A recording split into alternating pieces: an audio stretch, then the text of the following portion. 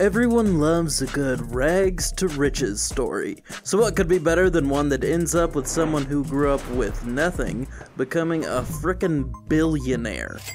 Jeff Bezos isn't exactly the most popular billionaire alive today.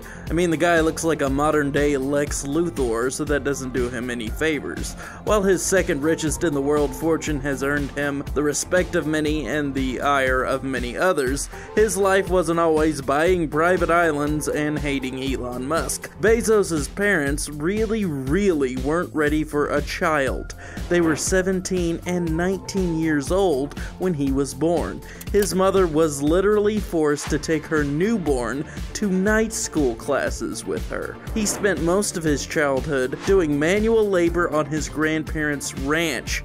In high school, he even worked at McDonald's during the breakfast shift, no less. He was able to become the valedictorian of his high school, where he announced his hope that humans would one day colonize space. After college, Bezos noticed that whole internet fad was actually growing pretty fast. He decided to start an online bookstore called Amazon.com that would eventually become the biggest company in the world. Despite how huge Amazon became, Bezos still held on to his high school dream of sending people to space. He started Blue Origin and actually became a commercial astronaut himself.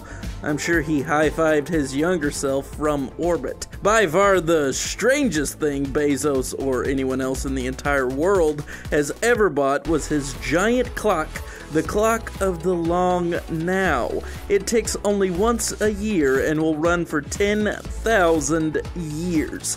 While that's a cool idea, it's definitely not one that's worth $42 million. That's more than half what he paid for his $78 million island. Bezos never really forgot his roots, though. He ended up buying his grandfather's ranch, where he spent so much time in his younger days. I really kinda hope he bought that McDonald's, too. It seems like everyone in tech is still chasing after the legacy of Steve Jobs, one of the men behind Apple.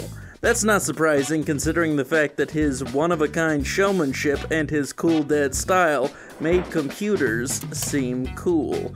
While Elon Musk was born into a wealthy family in South Africa before launching Tesla Motors, Jobs wasn't quite so lucky. His biological parents actually gave him up for adoption. He was taken in by Paul Jobs, a mechanic, and Clara Jobs, an accountant. Their adopted son showed signs of his legendary moxie when he dropped out of college in order to become an entrepreneur.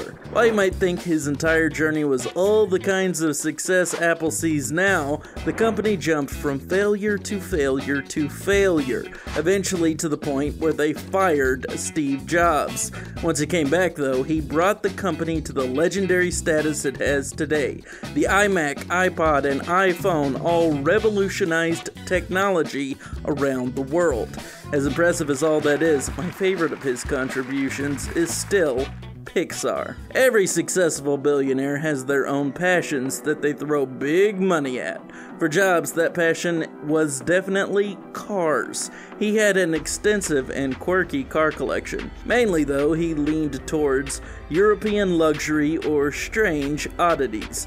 That includes a BMW Z8 that costs over $120,000, a Fiat 650 Coupe that costs over $30,000, and a Nash Metropolitan convertible for nearly $20,000. Then we've got his Porsches, which are clearly his favorite. That includes his $37,000 Porsche 928, his $20,000 Porsche 944, and his $100,000 Porsche 911. At the end of his life, he was worth $10.2 billion. That's a long way from being the adopted son of a mechanic. Though with a garage like that, you know his dad was proud. Mark Cuban is so rich today that he's literally the most famous rich person on a show about rich people helping other people become rich people. So how did that begin? Well, Cuban has the classic American story. His grandparents were immigrants from Russia who arrived literally on Ellis Island. He came from a working class family but showed signs of an entrepreneur's spirit early on. His first business was actually reselling baseball cards, stamps, and coins.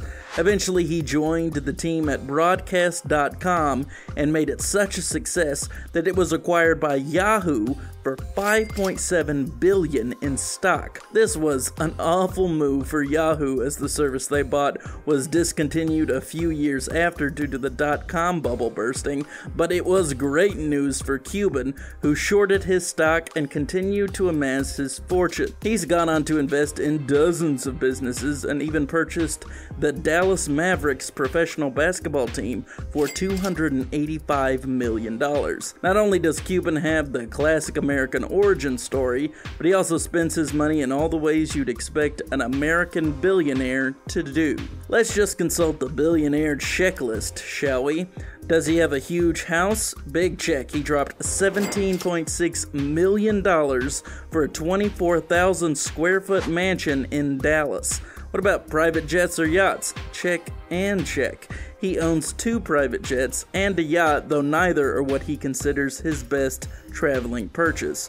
Cuban bought an unlimited American Airlines ticket during a promotion for $250,000. He's called it the best purchase he ever made. Today, Cuban is the shark of sharks with a sizable net worth of $4.6 billion.